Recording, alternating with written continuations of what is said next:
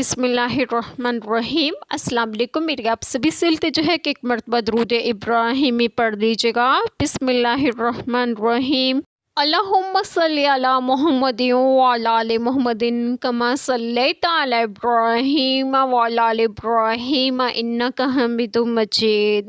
اللہم بارک علی محمد وعلی آل محمد کما بارکت علی ابراہیم وعلی آل ابراہیم انک حمید مجید۔ بسم اللہ الرحمن الرحیم۔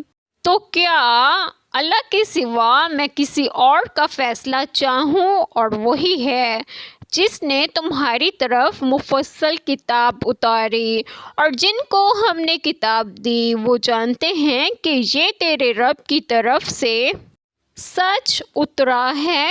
تو اے سننے والے، تو ہرگز شک والوں میں نہ ہو۔ بسم اللہ الرحمن الرحیم۔ آج جو بات میں آپ لوگوں سے ڈسکس کروں گی وہ یہ ہے کہ آیت کریمہ میں ہے کہ تو کیا اللہ تعالیٰ کے سوا میں کسی اور کا فیصلہ چاہوں اور وہی ہے جس نے تمہاری طرف مفصل کتاب اتاری، یعنی قرآن شریف، جس میں امر و نہی، وعد و وعید اور حق و باطل کا فیصلہ اور میرے صدق کی شہادت اور تمہارے افطرا کا بیان ہے۔ شان نزول: سید عالم صلی اللہ علیہ وسلم سے مشرکین کہا کرتے تھے کہ آپ صلی اللہ علیہ وسلم ہمارے اور اپنے درمیان ایک حکم مقرر کیجئے۔ ان کے جواب میں یہ آیت کریمہ نازل ہوئی، اور جن کو ہم نے کتاب دی وہ جانتے ہیں کہ یہ تیرے رب کی طرف سے سچ اترا ہے، کیونکہ ان کے پاس اس کی دلیلیں ہیں۔ تو اے سننے والے، تو ہرگز شک والوں میں نہ ہو۔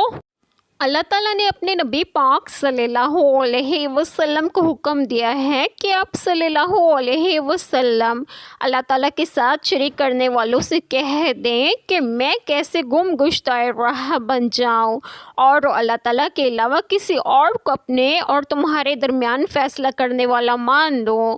دراصل یہ جواب تھا کفار قریش کے سوال کا کہ اے محمد صلی اللہ علیہ وسلم، ہم اپنے بتوں پر تمہاری بار بار کی تنقید سے تنگ آ چکے ہیں، اس لیے کسی کو ہمارے اور اپنے درمیان حکم اور فیصل بناؤ جو ہمارا فیصلہ کرے۔ تو اللہ تعالیٰ نے اپنے نبی پاک صلی اللہ علیہ وسلم سے کہا، آپ صلی اللہ علیہ وسلم انہیں جواب دیں کہ میں اللہ تعالیٰ کے علاوہ کسی طاغوت کو اپنا حکم مان لوں، جبکہ اللہ تعالیٰ نے تمہاری ہدایت کے لیے وہ قرآن پاک اتارا ہے جس میں حق و باطل اور حلال و حرام سب کچھ بیان کر دیا گیا ہے۔ اور اہل کتاب تو خوب اچھی طرح جانتے ہیں کہ یہ کتاب منزل من اللہ ہے، اس لیے تمام گزشتہ انبیاء علیہ السلام نے اس قرآن پاک کی شہادت دی ہے، اور اس لیے کہ یہ قرآن پاک سابقہ کتابوں تورات اور انجیل وغیرہ کی تصدیق کرتا ہے۔ اس لیے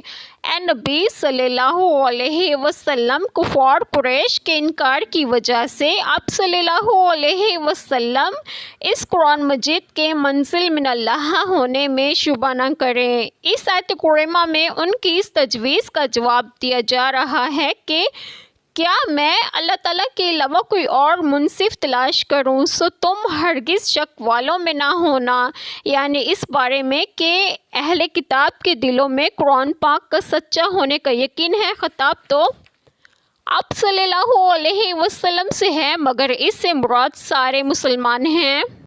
ایک چھوٹی سی دعا جو میں ضرور کروں گی کہ اللہ تعالیٰ ہم سب کے تمام گناہوں کو معاف فرمائے اور ہمیں صراط مستقیم کی راہ پر گامزن کرے، اور آپ سب کی تمام جائز دعائیں قبول فرمائے، اور جو لوگ بے اولاد ہیں انہیں نیک اور صالحین اولاد عطا فرمائے، اور جو لوگ بیمار ہیں انہیں بھی صحت و تندرستگی عطا فرمائے، اور آپ سب کو آپ کے گھروں میں خوش و خرم رکھیں اور صحت و تندرستگی بھی دیں۔ آمین۔ جزاک اللہ خیر۔